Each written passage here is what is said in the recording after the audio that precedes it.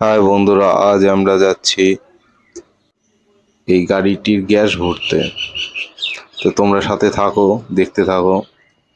দেখো এই যে জায়গায় গাড়িটি পার্কিং করা আছে, তোমাদের একটু ক্যামেরাটা সরিয়ে দেখালাম। দেখো জায়গাটা কত ছোট বা চাপা, খুবই অসুবিধা হয় গাড়ি ঢোকানো আর বের করা দুটোর জন্যই। তো এখন একটু কিছুটা কমফোর্টেবল হয়েছে, কেননা একই জায়গায় পার্ক করা হয় তো তাই। বন্ধুরা, আমরা বেরিয়ে পড়েছি গন্তব্যের উদ্দেশ্যে। আমার বাড়ি থেকে 4 কিলোমিটার দূরত্ব, তো খুবই অল্প দূরত্ব। তো এক্ষুনি পৌঁছে যাব। আর খুব তাড়াহুড়াও করছি না, রিল্যাক্সেই যাচ্ছি। তোমরা দেখো, এই দেখো চলে এসেছি, পুরো সেট আপ হয়ে গেছে, চলছে গ্যাস রিফিল।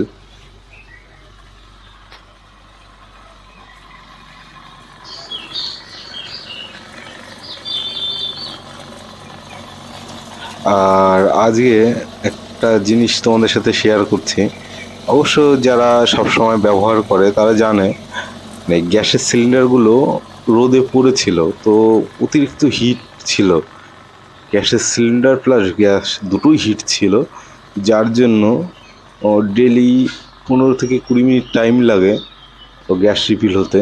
আর আজকে সেই জায়গায় 7 থেকে 10 মিনিট লেগেছে, গ্যাস রিফিল হয়ে যাচ্ছে। তো এটা হয়েছে শুধুমাত্রই হিটের কারণে।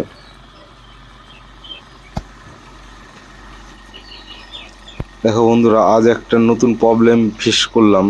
সেটা, মোটরটা চলছিল, ইলেকট্রিসিটি ছিল, সেই অবস্থায় মোটরটা বন্ধ হয়ে যায় বা দাঁড়িয়ে যায় একদম, আর চলছিলই না। তো তার জন্যই বডির পেছনটা খোলা আছে। আর এটা আমাদের 2য় নম্বর সিলিন্ডার, তো এটা নেওয়া হলে কমপ্লিট হয়ে যাবে।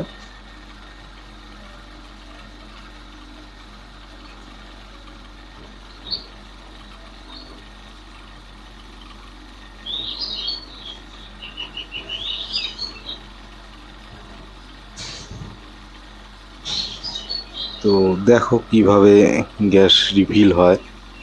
আর এই গাড়িটিতে পুরো পারমিট করাই আছে।